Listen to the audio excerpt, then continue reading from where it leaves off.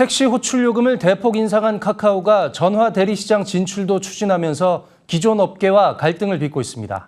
국민 생활 전반이 카카오 한 곳에 좌지우지되고 결국 독과점 폐해를 양산할 거란 우려 섞인 목소리도 커지고 있습니다. MTN 한라인5 첫 소식으로 박미라 기자가 보도합니다.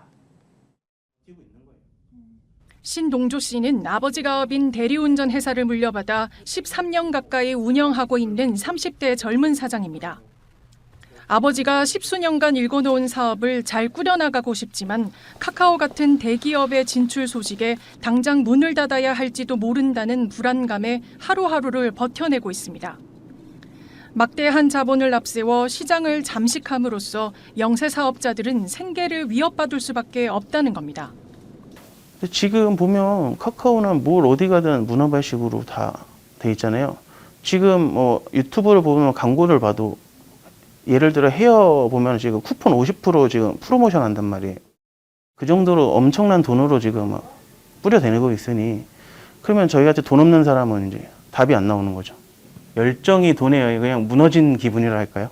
그렇죠, 지금 2006년 12월 출범한 카카오는 계열사만 100여 개가 넘습니다. 국민 메신저 카카오톡을 앞세워 쇼핑, 보험, 금융, 그리고 택시 호출 등으로 사업을 확장해온 카카오는 이제 대리운전을 비롯한 미용실, 꽃배달 등으로 그 분야를 넓히고 있습니다. 하지만 국민 생활 전반이 카카오 한 곳에 의해 좌지우지되고 있다는 우려의 시각도 있습니다. 독점적 지위에 따른 부작용이 생길 수 있다는 겁니다.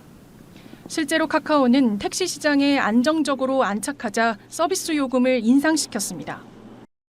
택시 승객이 몰리는 출퇴근 시간이나 심야 시간, 카카오의 유료 서비스인 이 스마트 호출 서비스를 사용하면 택시를 더 빨리 잡을 수 있습니다.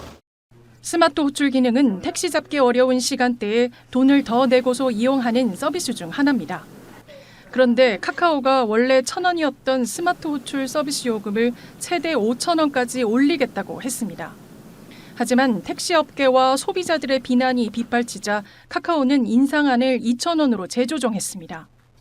이를 두고 택시업계는 얄팍한 꼼수에 불과하다고 주장했습니다.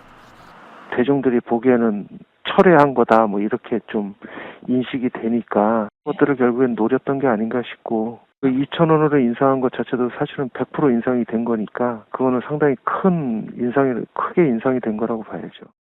일각에선 카카오의 행보를 두고 예견된 수순이라면서도 섣부른 판단이었다는 지적도 나옵니다.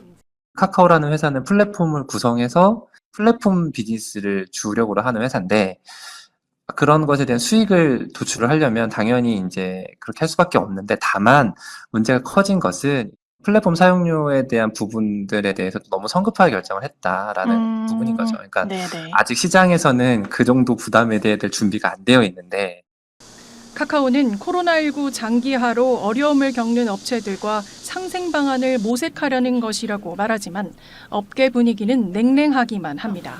머니투데이 방송 박미라입니다.